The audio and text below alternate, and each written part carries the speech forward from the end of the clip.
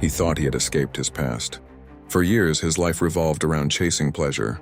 He lived for excitement, for attention, for the next thrill. Strip clubs, late nights, shallow relationships, he thought this was normal. He thought it was what made him a man.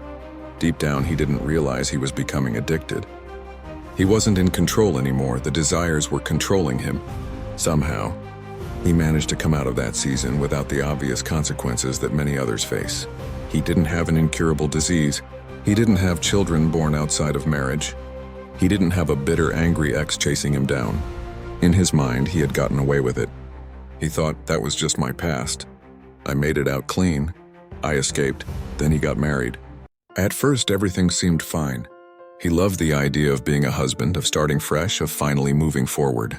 But marriage has a way of exposing what's hidden beneath the surface.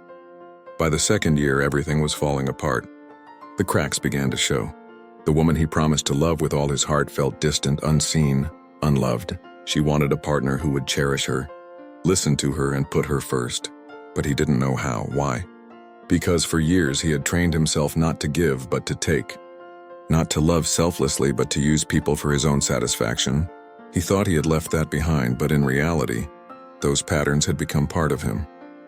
When conflict came in his marriage, instead of patience, he reacted with anger. Instead of sacrifice, he wanted convenience.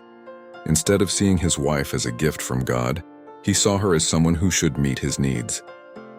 His past habits had trained his heart in selfishness, and now it was poisoning his marriage. That's when the truth hit him. You don't just walk away from years of destructive living without scars.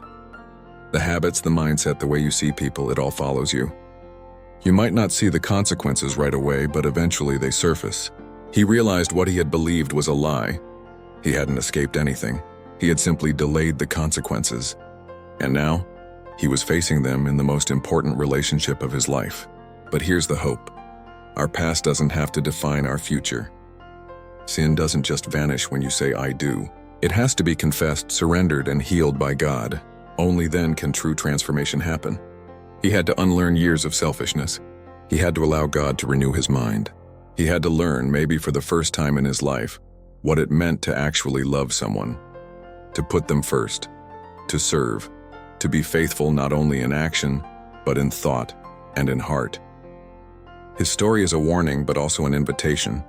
A warning that our choices now will shape our future marriage, our future relationships, our future families, but an invitation too.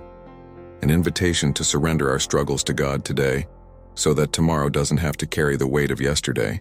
Don't be fooled into thinking you've gotten away with it. Don't believe the lie that your past won't affect your future. Healing is possible, but it has to start with honesty, repentance, and letting God do the work inside of you. Because if not, the past you think you escaped will be the same past that destroys your future.